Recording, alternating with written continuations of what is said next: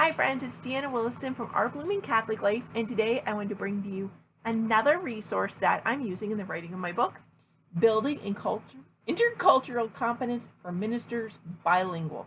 So I've been enjoying that whenever I come across a new great book that I'm using, I'm going to share it to you in a way that I can't share it with you in my book. So what does this even mean?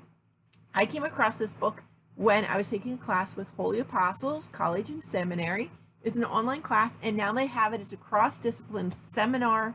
I think it's called Intercultural Competencies. Yeah, makes sense. Building Intercultural Competence. And we ran it as a seminar. So this is the book that is by the USCCB. It's by their Committee on Cultural Diversity in the Church. Hold it up for you because that's a lot of stuff. So what does bilingual mean? In the front, it's in English, and in the back, it's Spanish. So it's a 2-in-1 book. Whether you are more competent in English or Spanish, it's in here. And it does say then on the inside, modules for training workshops. So this really isn't a book just for you to read yourself. It's for you to hold a workshop with your friends or other ministers in the church. So you can get the youth minister, the liturgical minister, like people who have a bunch of different jobs in your church. Remember, minister really just means servant. We haven't really covered that, but minister means servant. So all the different servants in your church. How is it organized? So the table of contents is set up. It's several pages. So it has introduction. There is a foreword. You knew there was going to be a foreword from USCCB, of course. Module 1, frame issues of diversity theologically in terms of the church's identity and mission to evangelize. That makes sense when you get in. I swear it does. And then they're breaking down in similar ways. Goals, outcomes, and then topics. What is evangelization? What are the challenges of the new evangelization in the United States? The new evangelization in a society and church of many cultures, which is funny because that answers the question right above it. A theology for intercultural ministry, resources, group activities. So each chapter starts with goals and outcomes, and it has a couple content areas. Then it moves on to resources and group activities. Module 2 is seeking an understanding of culture and how it works. Module 3, develop intercultural communication skills in pastoral settings. That one's really super important because it talks about the face of groups. If you don't know the concept of face, it is so important to understand that and understand whatever culture you're addressing, what their face looks like. Module 4 is expand the knowledge of obstacles that impede effective intercultural relations. So that's talking about prejudice, stereotypes, that sort of thing. Module 5, foster ecclesial integration rather than assimilation in church settings with the spirituality of hospitality, reconciliation, and mission. So it's not like you want to go in and just force someone from another culture to do everything your way. So what are we going to do? We're going to look for the good and the true and the beautiful in any culture. And those are the things we want to draw out. Like if a culture has a weakness, you don't want to emphasize that either, right? And again, you don't want to emphasize our weaknesses. So maybe take something that we're not really great at and the other culture is really awesome at and replace. That's just a different way of doing it, right? Yeah, I don't know that the book recommends it. But one of the things I talk about in my book, because my friend Ashley Fox had brought it up to me, is something that a lot of immigrant communities are good at. And we know this historically, we know this. Immigrants are better at community building than the host nation usually. And we found that to be true even in America. When immigrants came, they settled. There was an Irish section, an Italian section. In the life of the culture, in the community, it was everything. That's why you might have an Italian parish across the street from a Polish parish, across the street from an Irish parish. Because their culture, their identity, everything was wrapped up at one point in their nationality. So we need to learn to build that community in this Anglo culture, if you will. How do we keep that? And somebody said yesterday in a conversation about suburbs or what did that to people. Suburbs broke up communities. People moved on to different opportunities and we're not as close together. And in the suburbs, you don't have to interact with your neighbors at all if you don't want to, which is really funny because in this time of COVID, that has been a strength. My neighborhood is made up of a series of small cul-de-sacs. In each cul-de-sac has a very distinct personality right now and a very distinct culture. They have their own practices. Like, there's one whole cul-de-sac down here that all go for a walk every day together. I've joined them. It's really fun. The other one tends to have water battles.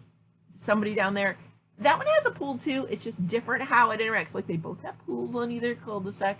All three, the three main cul-de-sacs, each has one person with a big pool, but it's how they use it, how it's in their little cul-de-sac community.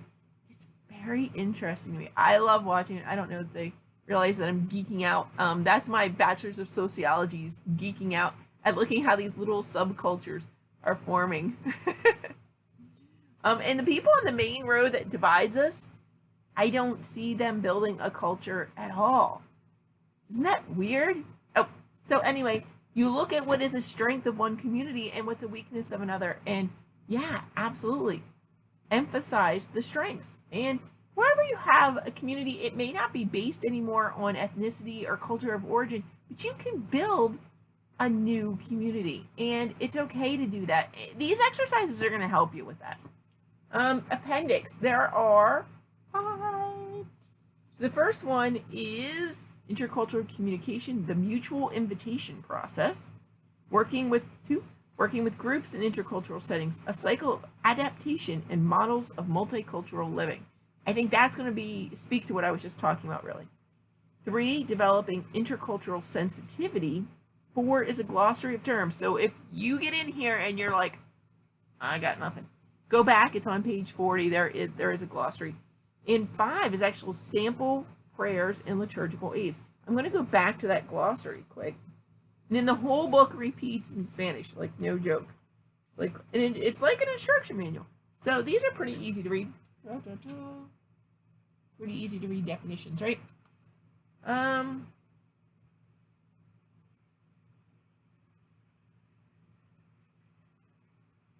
Like ethnocentrism, the tendency that people have to evaluate others from their own cultural reference. The way I understand things in my culture may be different than how you see them from your culture, and so we need to talk.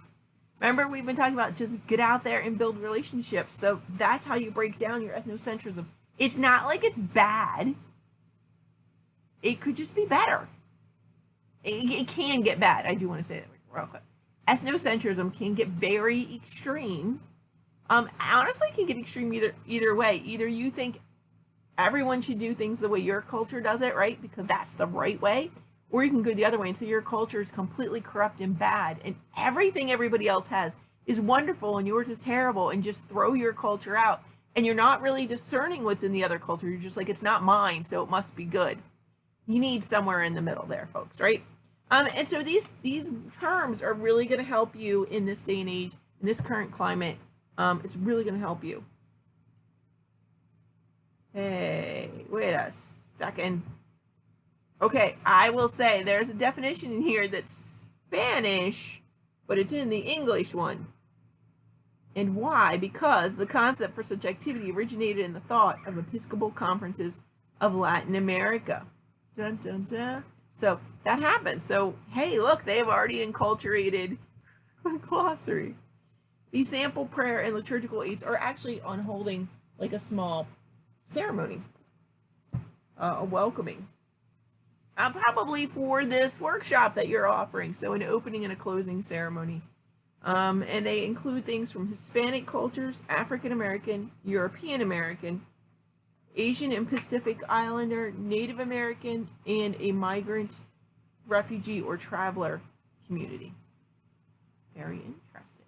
And so here's the Building and Cultural Competence for Ministers Bilingual Edition.